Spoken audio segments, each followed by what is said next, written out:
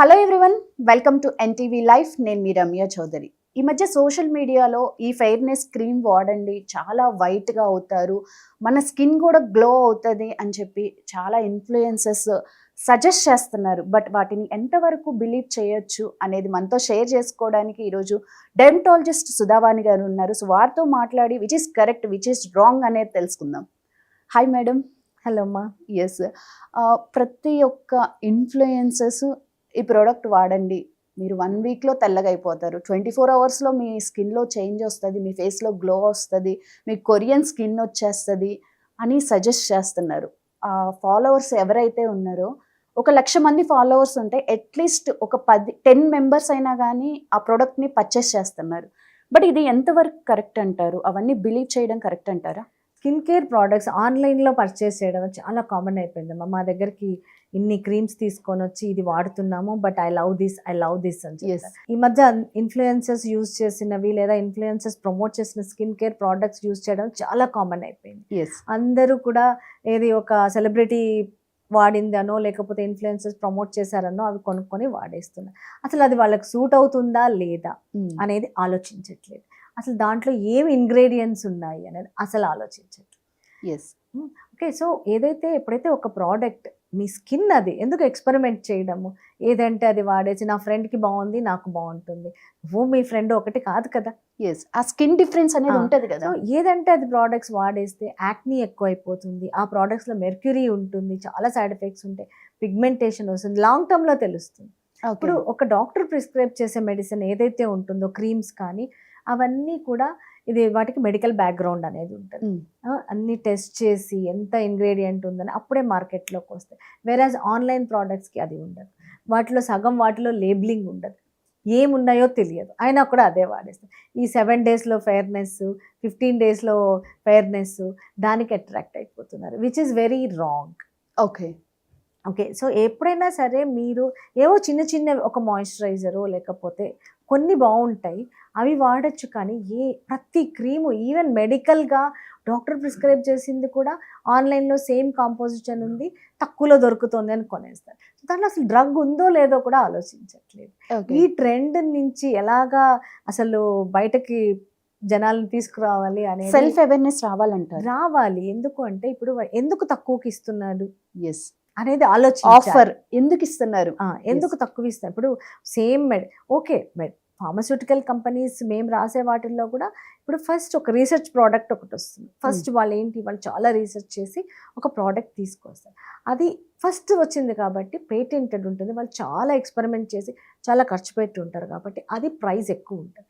దాని తర్వాత దాని సిమిలర్స్ వస్తాయి. సిమిలర్స్ అంటే దాని కాపీ కొట్టి అవి రెప్లికాస్ అవి తక్కువ ఉంటాయి. ఇప్పుడు మీరు ఒక ఆగ్మెంట్నే తీసుకోండి, ఇప్పుడు ఒకటి అలాగా డిఫరెంట్ కంపెనీస్ డిఫరెంట్ ప్రైస్ ఉంటుంది.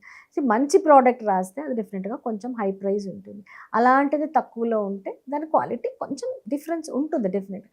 అలాంటిది ఆన్లైన్లో తీసుకుంటే ఎంత ప్రాబ్లం అవుతుంది, దానిలో ఏమున్నాయో తెలియదు, సైడ్ ఎఫెక్ట్స్ ఎక్కువ వస్తాయి. సో చాలా ప్రోడక్ట్స్లో వీటిలో స్టిరాయిడ్ క్రీమ్ ఉంటుంది, సో అది ఇన్స్టాంట్ గ్లో ఇస్తుంది, కానీ చాలా సైడ్ ఎఫెక్ట్స్ వస్తాయి, యాక్నీ వస్తుంది, పిగ్మెంటేషన్ వస్తుంది. తర్వాత చాలా ప్రోడక్ట్స్కి అసలు లేబులింగ్ అనేది ఉండదు, ఇంగ్రీడియంట్స్ ఏమున్నాయో కూడా చెప్పారు.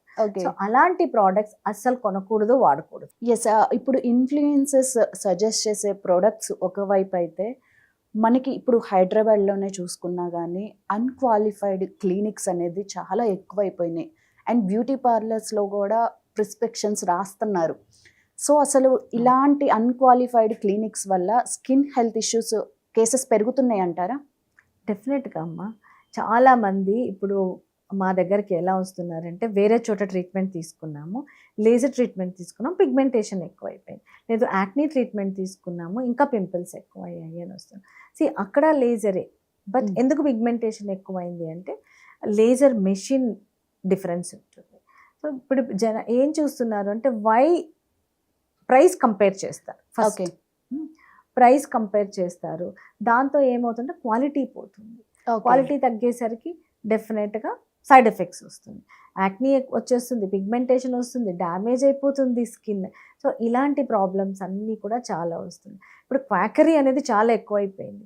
అందరూ కూడా అంటే ఇవి డెర్మటాలజీ ప్రోడక్ట్స్, స్కిన్నే ఒక క్రీము, మాయిశ్చరైజర్ ఇవే కదా అనుకుంటారు, కానీ డెర్మటాలజీ డిగ్రీ ఈజీగా రాదు కదా. Hmm. అసలు స్కిన్ ఎలా వర్క్ చేస్తుంది, స్కిన్ ఫంక్షన్ ఏంటి, లోపల ఏ అండర్లైన్ ప్రాబ్లమ్స్ ఉంటే అది స్కిన్ మీద మేనిఫెస్ట్ అవుతాయి. ఇప్పుడు ఒక పిగ్మెంటేషన్ అంటే అది ఓన్లీ పిగ్మెంటేషన్ కాదు, ఒక్కొక్కసారి లివర్లో ప్రాబ్లం ఉండొచ్చు, కిడ్నీలో Okay. ప్రాబ్లం ఉండొచ్చు, థైరాయిడ్ ఎఫెక్ట్ ఉండొచ్చు, ఇట్లా రకరకాల రీజన్స్ ఉంటాయి.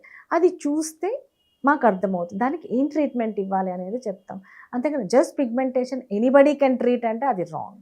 Okay. ఓన్లీ యాక్నీ ఎవరైనా అది టీనేజ్ ప్రాబ్లం అనుకుంటే కాదు, యాక్నీలో కూడా డిఫరెంట్ అండర్లైన్ హార్మోనల్ ప్రాబ్లమ్స్ ఉన్నాయి, రీనల్ ప్రాబ్లమ్స్తో కూడా వస్తాయి, కొన్ని డ్రగ్స్తో వస్తాయి. సో ఇవన్నీ అనలైజ్ చేసే ట్రీట్మెంట్ ఇస్తాం. 10 years చదివితే కానీ ఎండి డిగ్రీ రాదు. Yes yes 100% correct. సో అది క్వాక్స్తో ఎట్లా కంపేర్ చేస్తారు.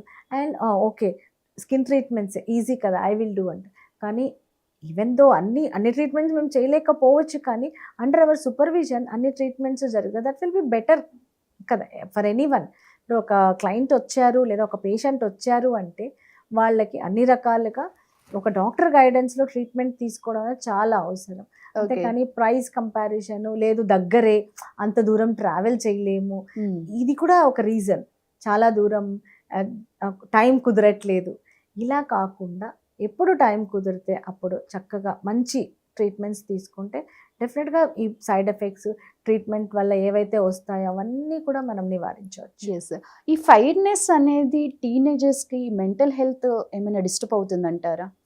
ఫెయిర్గా ఉండాలి అనేది ఇప్పుడు మన సొసైటీలో ఏంటి అంటే ఫెయిర్గా ఉంటే హెల్దీ స్కిన్ ఎస్ అనే ఒక ఇది వచ్చేసింది, డార్క్ ఉంటే unhealthy. It's not right. Skin quality, ఆ షైన్, ఆ హెల్త్, హైడ్రేషన్ ఇది మ్యాటర్ అవుతుంది, కానీ కలర్ కాదు. కానీ మనం అది ఎంత చెప్పినా అర్థం కాదు.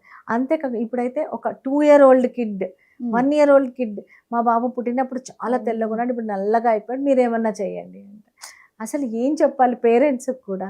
సో ఫెయిర్ కలర్ ఉంటే they will be happy, dark ఉంది అంటే డార్క్ ఓకే, అబ్నార్మల్లీ డార్క్ ఉంది అంటే మళ్ళీ దాన్ని చూస్తాం కదా ఏదైనా అండర్లైన్ ప్రాబ్లం ఉందా అని. అలాగే అబ్నార్మల్లీ ఫెయిర్ ఉన్నా కూడా కరెక్ట్ కాదు. ఎందుకని జడ్జ్మెంట్ అనేది ఎందుకు ఉందంటారు? ఫెయిర్ గా ఉంటే ఒకటి, కొంచెం డార్క్ గా ఉంటే ఒకటి, జడ్జ్మెంట్ అనేది సొసైటీలో ఎందుకు అది ముందు నుంచి అట్లా ఉన్నది మనకి. So we love fair skin. మనకి ఫెయిర్ గా ఉంటే అందంగా ఉంటారు, ఏ కలర్ వేసినా బాగుంటారు, ఎలా ఉన్నా బాగుంటారు అనే అపోహ ఒకటి. కానీ స్కిన్ క్వాలిటీ, వాళ్ళ ఫీచర్స్ అవి చూడాలి. ఇప్పుడు ఫెయిర్ గా ఉన్నా కూడా అన్ని బాగున్నా కలర్ ఒకటే ఉన్నా కూడా చాలా మంది బాగుండరు కూడా, కళ ఉండదు. కళ కూడా ఇంపార్టెంట్. వేరే వెస్ట్రన్ పీపుల్కి ఏంటి డార్క్ స్కిన్ కావాలి, వాళ్ళేమో ఎండలో నిల్చొని బీచ్లో ఎక్స్పోజ్ అయ్యి సన్కి, ఇట్లా వాళ్ళు డార్క్ స్కిన్ కోసం చూసారు. మన సొసైటీలో అది చాలా రోజుల నుంచి అనాదిగా అలా ఉందన్నమాట. ఫెయిర్ స్కిన్ ఉంది అంటే బ్యూటీ అంటే ఫెయిర్ స్కిన్. దాని నుంచి ఇప్పుడు చాలా మటుకు వచ్చేసారు, బట్ ఇంకా రావాలి.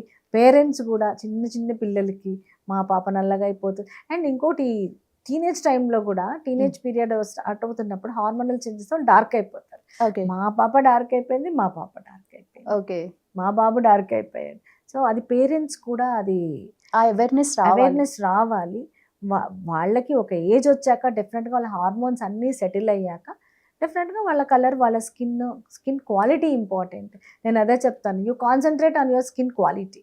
Okay. So uniform skin colour ఉండాలి, స్కిన్ క్వాలిటీ, స్కిన్ హైడ్రేషన్, ఇవి చూసుకుంటే చాలు. Healthy skin is more important. Yes, right. Thank you madam, thank you. It was really nice talking to you. Nice. Yes, influencers suggest చేశారని ఒక కెమికల్ని మనం తీసుకునేటప్పుడు అసలు అందులో ఎలాంటి ప్రొడక్ట్స్ మనకి పెడుతున్నారు అనేది చెక్ చేసుకోవడం కూడా చాలా చాలా important. So stay tuned NTV live for new updates.